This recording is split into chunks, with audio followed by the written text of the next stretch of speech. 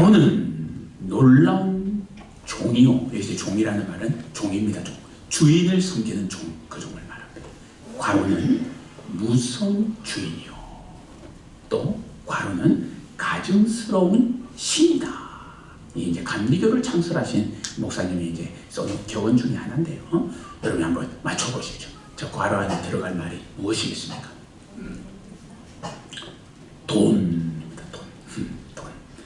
돈은 놀라운 종이요. 돈은 때로는 무서운 주인이요. 돈은 때로는 가증스러운 신이 된다. 이런 말을 합니다. 우리 교회를 출입을 딱 하면, 출입문을 통과하면 제일 먼저 볼 수 있습니다. 꼭 제일 먼저가 아니더라도 쉽게 볼 수 있죠. 헌금함이 다 있습니다. 사실은 이게 여러분 신앙 속에서 회개의 제목이 될 수도 있습니다. 저 위치가. 자, 무슨 말인지 한번 들어보십시오. 헌금함을 교회 출입문 앞에 둔 것이 그 자체가 회개의 제목이 아니고 시대의 요구를 따라서 그런 요구를 따를 수밖에 없는 우리의 모습을 보면서 우리는 우리의 신앙을 회개해야 합니다. 오늘 우리가 속하여 있는 교단을 장로교라고 하죠. 저는 너무 자랑스럽게 여깁니다. 그 가운데 또 하나의 우리 고신이죠. 정말 자랑스럽게 여기는 교단이죠. 근데 여러분 그 아시죠? 그 뿌리가 뭔지? 카톨릭의 여러 이제 율법과 형식과 묶어서 교권이라고 하는데요. 그 교권주의에 대항해서 분리하여 철저한 하나님 말씀 중심의 신앙을 살자고 해서 나온 게 우리 교단입니다. 근데 이런 장로교 신앙의 전통에 보면 여러분 예물 드린다, 헌금은 예배의 순서에 있는 겁니다. 그러니까 예배 시간 속에 우리 장로님이 기도하신 시간이 있고 우리가 함께 말씀을 듣는 시간이 있듯이 헌금을 드리는 것도 예배의 순서의 하나입니다. 근데 예배 중에 세상에서 합당한 방법으로 내가 그동안 벌어들인 물질의 일부를 하나님께 드리지만 내용은 교회를 위해 쓰는 거예요. 그게. 여러분 하나님이 돈을 씁니까? 무슨 하나님이 돈을 씁니까? 여러분이 하나님께 바친 것을 하나님은 교회에 위임을 해서 여러분의 신앙의 유익을 위해 쓰는 겁니다. 그래서 액수와 상관없이 정성껏 하나님께 헌금을 합니다. 그게 예배입니다. 만약에 헌금을 빠뜨린다, 여러분 예배 아닌 거예요. 그래서 우리가 공예배라고 부를 때는 주일 일부를 공예배라고 하지, 여러분 수요기도회는 뭐라고 합니까? 물론 영적인 의미에서 수요 예배하기도 하지만 원래 부를 때는 뭐라고 하죠? 수요? 왜? 기도회라고 하는 이유가 거기에 있습니다. 여러분 새벽 기도회는 뭐라고 합니까? 새벽 기도라고 하는 거예요. 그런 차이가 있기 때문입니다.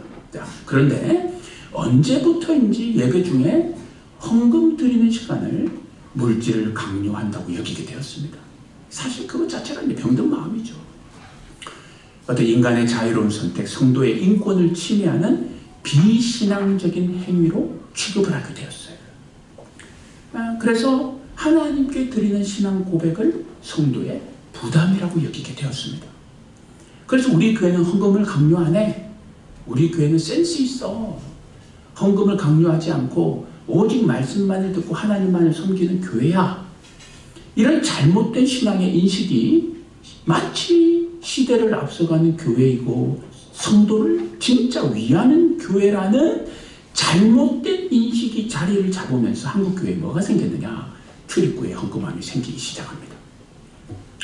물론 헌금을 거두는 시간과 헌금을 회개하시는 분들이 회개의 편리함 그리고 기타 관리의 차원에서 얼마든지 헌금함을 앞에 둘 수 있습니다. 이제 우리는 뭐에도 매이지 않죠. 그렇게 할 수 있습니다. 하지만 단지 성도들이 부담스러워한다는 이유로 또 성도들이 싫어한다는 이유로 헌금을 거두지 않고 헌금함을 통해 헌금하는 행위는 우리 모두 돌아봐야 할 신앙의 문제가 될 수 있습니다. 자, 또한 저희 교회는 교회가 주보를 통해서 헌금한 본인이 확인을 하게끔 합니다. 오늘날 대부분의 교회가 주보를 통해 그렇게 합니다. 헌금한 본인이 확인하게끔 합니다. 자, 그런데 주보에 적힌 그 명단을 보고 불필요한 오해를 할 때가 있습니다. 하나님께 헌금을 했는데 왜 사람들이 보는 주보에 이름을 적어놓느냐 그런 생각을 가질 때가 있습니다. 주보에 헌금 명단을 적어놓고 때로는 제주캐를 통해 회개를 보고하는 이유는 사람의 이름을 드러내기 위해서가 아닙니다. 오늘부터 이제 수정을 하세요. 그런 분이 우리는 없겠지만 혹시라도 있다면 하나님께 드린 헌금이 바른 용도로 사용되는가, 내가 드린 헌금을 바로 교회에 이게 잘 접수가 되었는가, 재정의 투명성이 확인됩니다. 내가 드린 예물이 하나님께 제대로 드려졌는지, 필요한데 제대로 사용되고 있는지를 확인해야 합니다. 자, 왜냐하면 교회에서 발생하는 최고의 사고는 역대 우리 교회의 역사를 보면 항상 재정사고죠. 그거보다 큰 사고는 없어요. 그리고 교회를 무너뜨리는 사단의 전략 중 최고의 전략이 뭡니까? 결국은 부추겨서 돈 때문에 싸우게 하는 겁니다. 물론 대부분의 교회도 그렇고 오늘 우리 교회도 그렇고 그런 사고는 없습니다. 신실한 분들이 회개를 맡고 있고, 또 우리 장로님이 앞장서서 잘 관리를 하고 있고, 또 매주 목회자가 출입의 내역을 확인을 하고 있기 때문입니다. 늘 저는 감사합니다. 자, 하지만 조심해야 합니다. 성도가 하나님께 드린 신앙으로 드린 물질이 인간의 실수나 한순간의 잘못된 판단이나 감정에 의해서 세상 말로 하나님 앞에서 직무유기가 되는 거예요. 혹은 공금횡령이 되는 겁니다. 여러분, 요즘 세상에서 가장 무섭게 다루는 법 중에 하나가 뭡니까? 이게 공금횡령이죠. 자, 오늘 본문은 재물에 관한 메시지입니다. 성경에서 물질을 두고 한 장, 1부터 끝까지 한 장을 분량을 재물에 대하여만 교훈하는 유일한 부분입니다. 오늘 본문은. 본문 속에 여러 비유를 들어 이야기는 하고 있지만 일관성 있게 강조하는 내용은 뭐냐? 재정의 현명한 신앙적인 사용입니다. 즉, 돈이 지배하는 세상에서 승리하기 위한 바른 신앙을 말합니다. 자, 묻습니다. 돈이 지배하는 세상에서 승리하기 위해 재정의 현명한 사용에 관해 성경이 말하는 메시지가 무엇일까요? 자, 첫째, 우리는 누구나 가진 돈을 낭비할 수 있습니다. 그게 우리 현실이에요. 자, 1절입니다. 또한 제자들에게 이르시되 어떤 부자에게 청지기가 있는데 그가 주인의 소유를 낭비한다는 말이 그 주인에게 들린지라. 한 부자에게 청지기가 있었습니다. 고용된 청지기가 주인의 소유를 낭비합니다. 그 주인은 그 소식을 이제 간접적으로 어떤 다른 경로를 통해 듣게 됩니다. 그런데 심각성을 파악한 주인이 그 청지기를 딱 부릅니다. 어찌된 일인지는 묻지만 청지기에게 반론이나 변명의 기회는 주지 않습니다. 단호하게 너 언제 해고야? 해고를 통보합니다. 여기까지 이제 성경이 기록을 합니다. 본문에서 청지기가 어떤 이유, 어떤 식으로 주인이 맡긴 재산을 낭비했는지에 대해서는 밝히지 않습니다. 중요한 사실은 청지기가 주어진 받은 권한으로 아무튼 주인의 재산을 낭비했습니다. 오늘 성도로 살아가는 우리들도 마찬가지입니다. 무슨 일인지는 모릅니다. 하지만 하나님이 우리에게 주신 것을 평범하게 낭비할 수 있습니다. 평소 재산 관리를 꼼꼼하게 또 지혜와 신앙으로 하고 있지만 우리는 하나님께서 우리 인생에게 선물로 주신 재물을 낭비하며 살 수 있습니다. 본문에서 말하는 이 낭비라는 단어는 그런 그 의미가 뭐냐? 이제 오늘 보면 앞장 누가복음 15장에 여러분 우리가 잘 아는 비유가 있죠. 어떤 비유가 있었습니까? 탕자. 근데 누가복음 15장에서 그 작은 아들 탕자가 그 탕자에게 사용된 단어가 요 낭비라는 단어입니다. 그러니까 마치 둘째 아들이 부모의 재산을 억지로 받아서 가지고 가서 오로지 자기를 위해 이것저것을 오고 가며 허랑방탕하게 사용했던 것처럼 아무튼 오늘 본문의 청지기도 그런 의미에서 낭비를 하게 됩니다. 청지기의 낭비에 대해서 구체적인 행위와 그 이유는 알 수 없다고 했습니다. 하지만 한 가지는 분명합니다. 청지기는 주인의 재산을 흩어버리는 불의한 행위를 했고 주인은 그 사실을 알게 되자마자 그의 낭비를 악한 일로 명합니다. 그리고 너 해고야 말합니다. 우리는 하나님께서 우리에게 주신 재물을 바르게 사용할 수도 있지만 동시에 낭비할 수도 있습니다. 이것이 성경이 재정에 관해 주는 첫 번째 메시지입니다. 자, 재정의 현명한 사용을 위해 돈이 지배하는 세상에서 우리가 바르게 신앙으로 승리하기 위해 가져야 될 성경의 메시지는 뭐냐? 둘째, 우리는 그 돈으로 친구를 살 수도 있습니다. 자, 해고전의 청지기의 마지막 임무는 뭐냐? 그간의 회개를 정산해서 주인에게 보고하는 일이죠. 예, 마지막으로 자기에 주어진 임무가 그걸 겁니다. 자, 이때 청지기는 비록 낭비로 인해서 주인에게 통보를 받았지만 마지막 임무에서 지혜를 발휘함으로 주인에게 칭찬을 얻고 자신도 살 길을 얻습니다. 이게 이제 좀 독특한 부분이죠. 그가 계획한 새로운 살 길이란 그럼 뭐냐? 그가 주인이 자신을 너 해고야 라고 해고한다라는 말을 들었을 때 이 청지기는 마지막 보고를 앞두고 주인에게 빚을 진 주인의 채무자들을 친구로 삼습니다.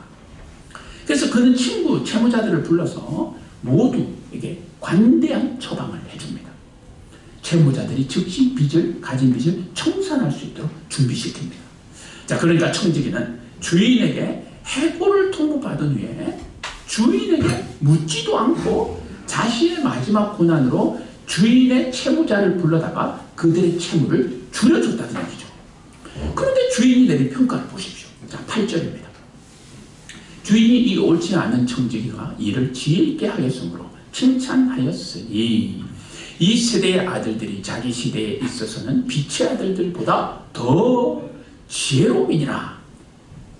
그의 주인은 청지기의 지금 이런 처사를 현명하다고 말하는 거예요.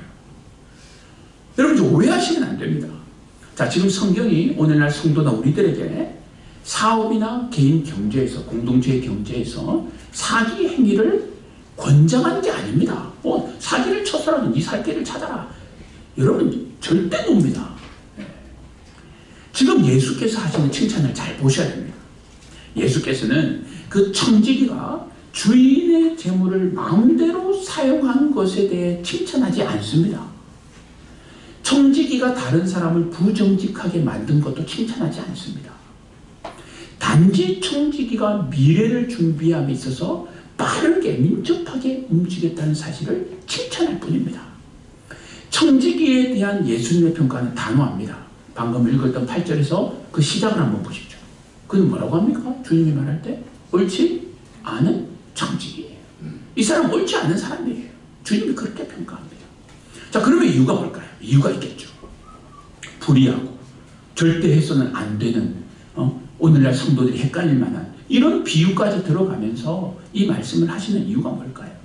사기꾼 같은 종을 칭찬까지 하면서 이러시는 이유가 뭘까요?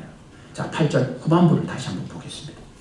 이 세대의 아들들이 자기 시대에 있어서는 빛의 아들들보다 더 지혜롭다고 합니다. 지금 이 본문의 말씀을 지금 예수님 시대 현장에서 저 본문의 비유의 이야기의 말씀을 듣고 있는 사람들, 당시 예수님의 말씀을 직접 듣고 있던 모든 사람들에게는 이제 다가온 미래가 있습니다. 하나님의 심판이죠. 오늘 우리에게도 마찬가지죠. 오늘부터 그 시간까지 얼마의 간격이 있는지는 모릅니다. 아무도 몰라요.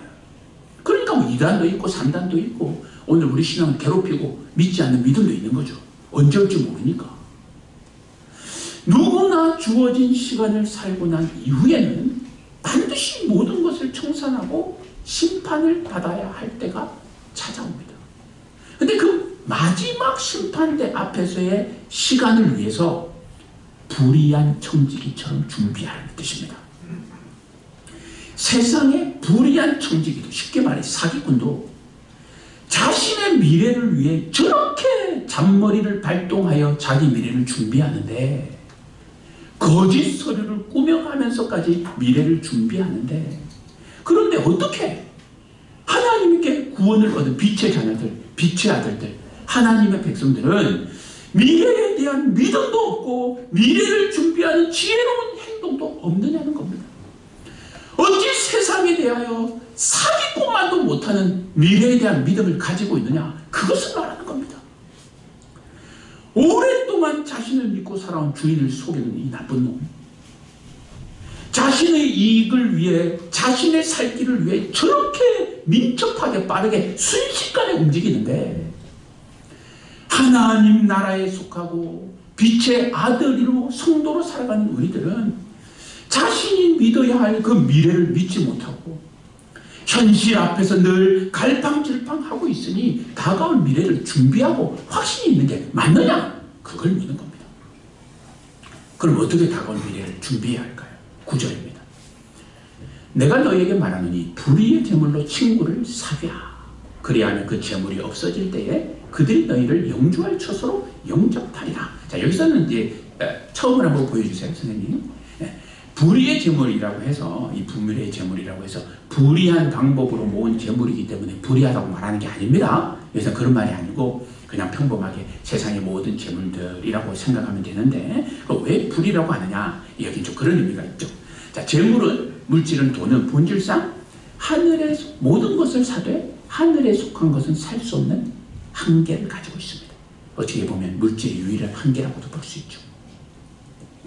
돈으로 세상에 여러 필요를 사고 여러 필요를 채울 수 있고 가꿀 수 있고 가질 수 있지만 살 수 없는 것도 있습니다. 재물로 영혼을 살 수 없습니다. 물질로 신앙을 살 수 없습니다. 돈으로 하나님 나라 시민권을 살 수 없습니다. 그 면죄부 때문에 발생한 종교가 우리 교도가 아닙니까? 여러분 절대 살 수 없어요.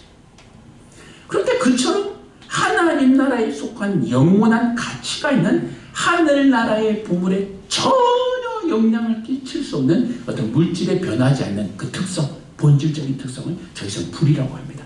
나쁜 말도 아니고 욕도 아닙니다. 가치 중립이에요. 중립. 자, 그런데 그런 세상의 제물로 그럼 해야 할 일이 있다면 뭐냐? 뭘 하느냐? 친구를 사귀라고 합니다. 제물로 사람을 친구로 삼고 그들을 위해 기꺼이 사용한다면 영원한 삶을 결정짓는 마지막 심판대 앞에서 그는 분명히 하나님 앞에서 나에 대한 의로운 말을 하게 된다는 겁니다. 그는 분명 나의 편이 될 것입니다. 자, 이는 돈을 사람을 살리는데 사용하라는 뜻입니다. 가난한 자를 돕는데 여러분 인색하면 안 됩니다. 아무리 내가 쓸 곳이 많고 우리 집 아이들, 우리 집 부모님, 우리 가까운 친척들에 대하여 관심을 기울여야 될 영역이 많다, 크다 하더라도 연약한 자를 세우는데 인색하면 안 됩니다. 영혼을 살리는데 그 물질을 사용하라는 뜻입니다. 그렇게 돈을 사람을 살리는 데 쓰는 것이 언젠가 내가 들어가게 돼, 우리가 들어가게 돼 하나님 나라에서 하나님께 칭찬받는 비결이라는 것입니다. 자, 그러면서 말씀을 이어갑니다. 11절입니다. 너희가 만일 불의한 재물에도 충성하지 아니하면 누가 참된 것으로 너희에게 맡기겠느냐, 이 말이죠. 세상에서 살아가면서 선물로 받은 그 일시적인 수십 년, 한평생 100년 그 받은 재물도 제대로 관리하지 못하고 사용하지 못하는데 어떻게 참된 것 하나님께서 주시는 하늘의 보화를 이 땅에서 사모하며 산다고 할 수 있겠느냐, 그 말입니다. 자, 거슬러 올라갑니다. 10절을 보시죠. 지극히 작은 것에 충성된 자는 큰 것에도 충성되고 지극히 작은 것에 불의한 자는 큰 것에도 불의하니라. 자, 여기서 지극히 작은 것은 세상의 재물을 말합니다. 그러니까 이런 뜻이 되겠죠.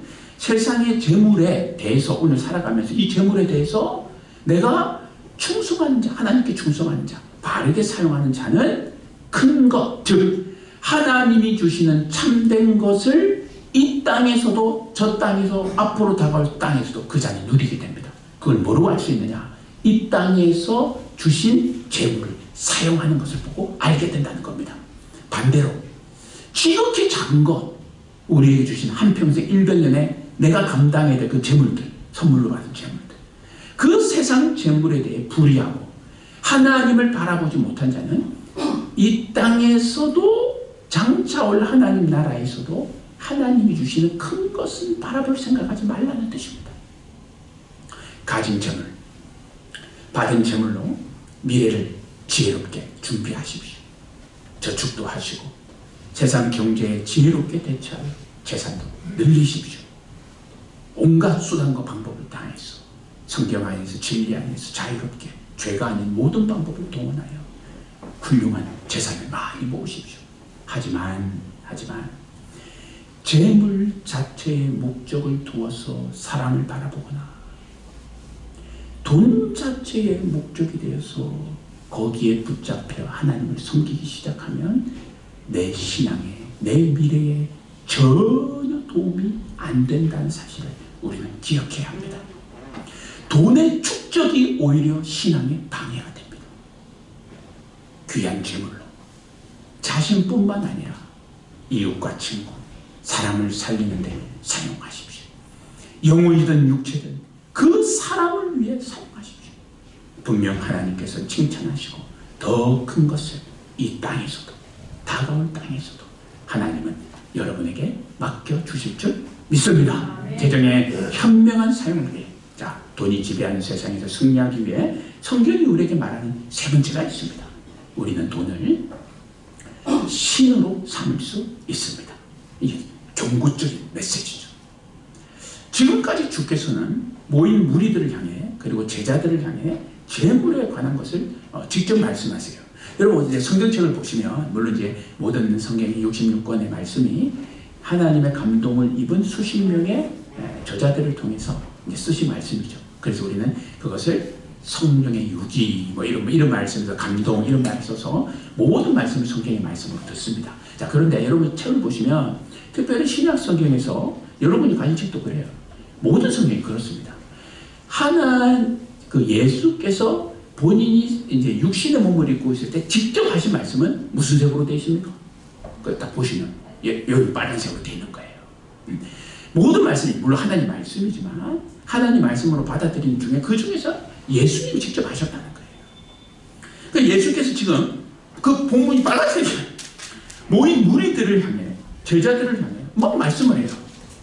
그만큼 성경에 기록된 여러 내용 중에서도 중요한 부분이라는 것을 알 수 있겠죠.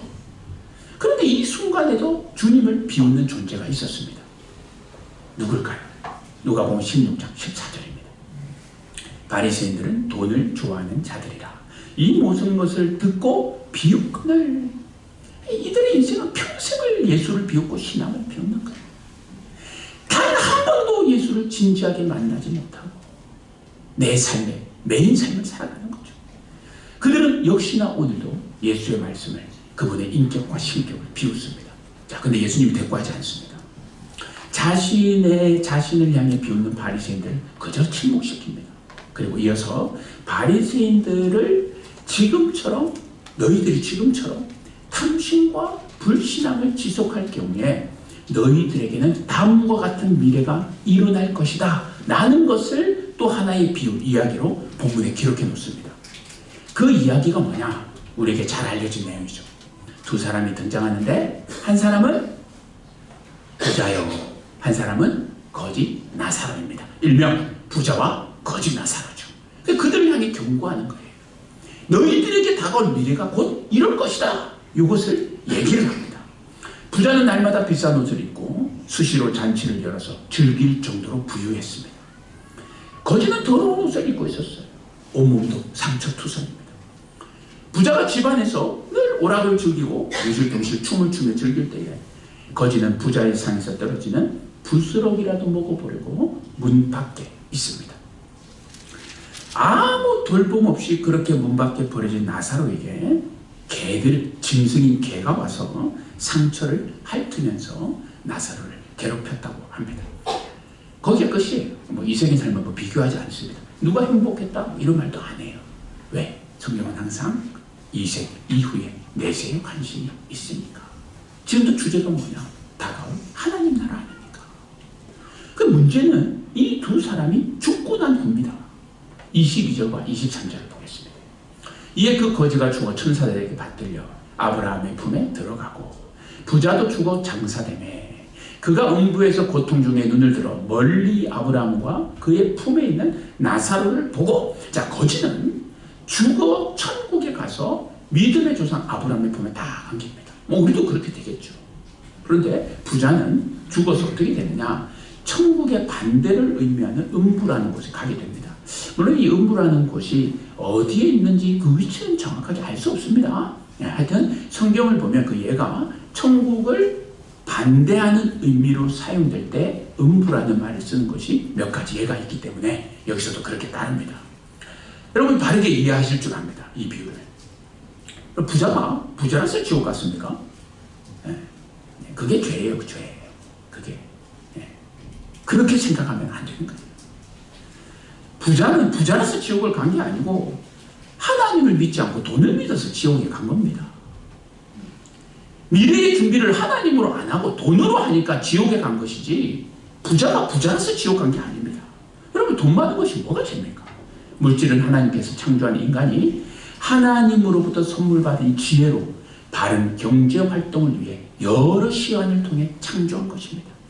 돈 자체를 죄 취급하거나 돈 있는 사람을 정죄하는 것은 둘 다 성경을 바르게 이해하는 것이 아닙니다.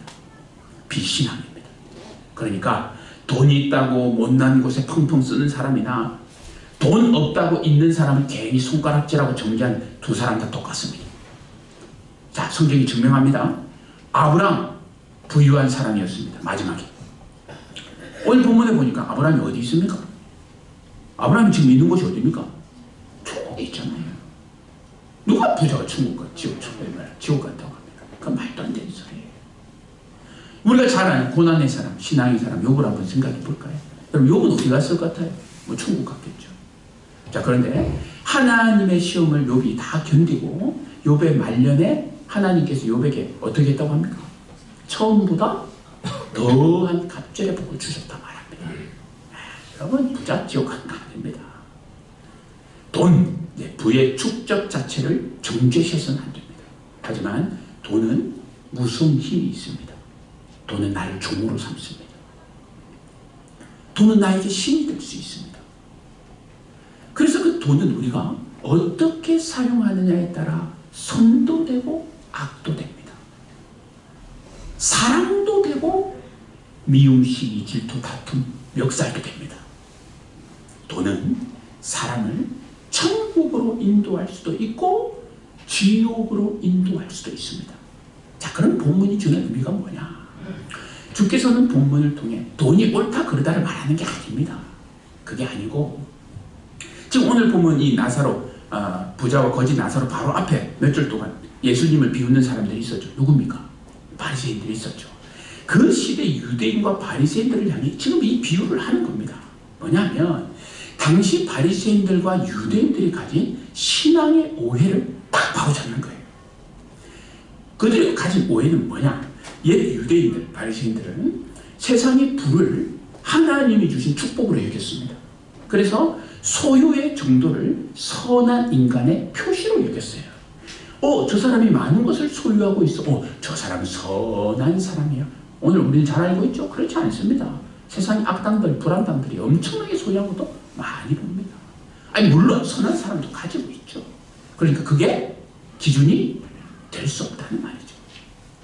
그래서 가난한 자를 멸시합니다. 그들은. 왜? 가진 만큼 그게 하나님의 축복이니까. 그러면서 또 그들을 굳이 하지 않습니다. 왜? 그들은 하나님 앞에 저주받아서 저러니까. 나만 잘 살면 되지. 예수께서는 부자와 거지 나사로를 통해 그들의 유대교와 바리새인들의 이 신앙을 바로잡고 있는 겁니다. 너희는 이 땅에서의 부자가 하늘의 상을 받고 하늘의 축복을 받아서 그렇다고 여기지. 한번 봐라. 한번 봐라. 너희들이 생각하는 부자, 혹 너희들과 같은 부자가 지금 어디 있는지를 한번 봐라. 어디에 있습니까? 지금 부자가 어디 있는지를 보라는 겁니다.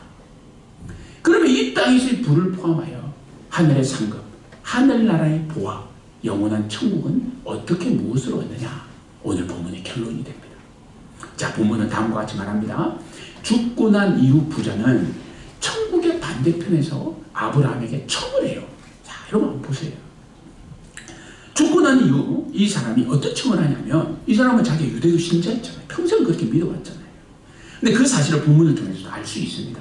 자, 유대교를 믿는 자들은 아브라함의 후손이기 때문에 내가 천국에 간다고 여깁니다. 아브라함이 쌓아온 선한 행위 때문에 우리는 그의 후손이라서 천국 간다. 이 유대교의 핵심 교리 중 하나입니다.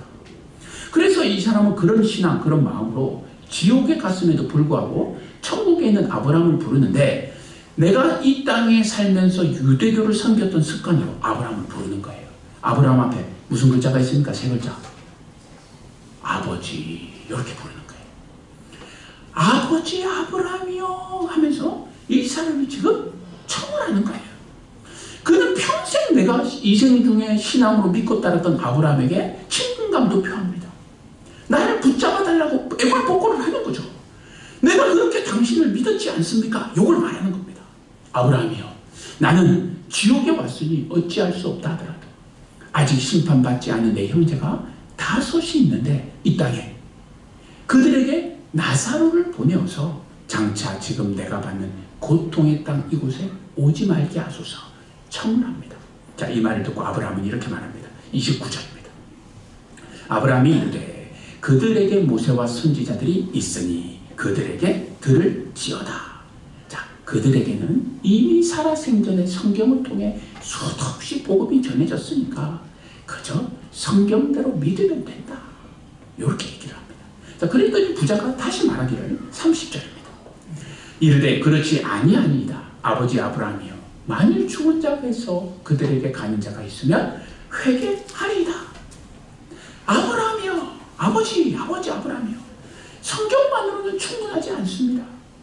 성경보다는 오히려 죽은 자가 살아서, 나사로가 이제 죽었는데 그 죽은 자가 살아서 그들에게, 내 형제들에게 찾아간다면 그것은 분명히 더 강력한 복음의 메시지가 될 것입니다. 그랬더니 아브라함이 다시 이렇게 얘기합니다. 이제 오늘 본문의 결론이에요. 31절입니다. 한번 보십시오. 이르되 모세와 선지자들에게 듣지 아니하며 비록 죽은 자 가운데서 살아나는 자가 있을지라도 고난을 받지 아니하리라 하였다 하시니라. 구원을 어떻게 받느냐를 정리합니다. 살아있을 때 이곳저곳에서 또 여러 기회를 통해 하나님 말씀을 들려졌지만 믿지 못해서 죽은 자들은 설령 세상에 어떤 이적이 자기 눈에 펼쳐져도 믿지 못합니다. 이것이 죄된 인간의 성품입니다. 하나님을 대항하려는, 누구나 대항하려는 우리 인간의 마음입니다.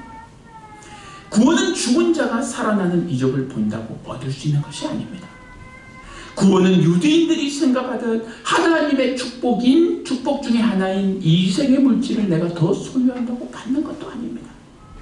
구원은 오직 성경에 기록된 대로 예수를 믿으면 얻습니다. 나를 위하여 그분이 죽으셨고 그 십자가의 보혈을 믿으면 모든 죄와 사망의 권세에서 해방되고 나는 그 믿음으로 죽음과 동시에 다시 부활하게 될 것이라는 그 믿음이 우리를 구원하는 것이지 세상의 그 무엇도 우리를 구원할 수 없습니다. 부가 선한 사람의 기준이요, 혹시 우리는 이런 오해를 갖고 계지 않을까요? 이생의 부의 소유의 정도가 하나님의 축복의 크기와 비례한다고 그런 오해를 우리도 유대인처럼 갖고 있지는 않을까요? 부를 소유해야 하늘을 향해 담대하게 하나님 아버지 큰 소리로 부를 수 있고, 뭔가가 내 가정 속에 이루어져야 하나님이 나를 사랑하신다 라고 생각하는 그 유대인과 같은 믿음을 아직도 가지고 있는 것은 아닌가. 그 오해를 우리가 해결해야 합니다. 하나님은 언제나 하나님 편에서 여러분이 알든 모르든 여러분의 가장 가까운 곳에서 지금도 여러분을 천국으로 인도하고 계신 줄 믿습니다. 그것이 우리의 신앙입니다. 여기에 다른 그 무엇도 갖다 대지 말라는 겁니다. 나의 믿음, 가족의 신앙, 우리가 가진 어떤 공동체의 기도 제목, 그 일에 대한 모든 구원, 해방은 오직 하나님의 말씀을 믿는 믿음에 있음을 믿으시기를 축복합니다. 나의 모든 죄를 대신하여 십자가에서 죽으신 예수가, 그리고 그 예수가 나의 구주와 주님이 되심을 믿는 믿음으로 말미암아 예수께서 열어놓으신 천국문을 부끄럼 없이 통과할 수 있는 모두가 되기를 바랍니다. 귀한 재물입니다. 하지만 여러분 붙들리지 마세요. 여러분 붙들리지 마세요. 힘들잖아요. 신앙도 힘들어지고 인간관계도 힘들어지잖아요. 자꾸 진리가 왜곡되잖아요. 귀한 돈입니다. 하지만 하나님보다 앞세우지 마십시오. 물질이 지배하는 세상에서 하나님 신앙으로 승리하는 모두가 되기를 주님의 이름으로 축원합니다. 아멘. 우리 함께 기도합시다.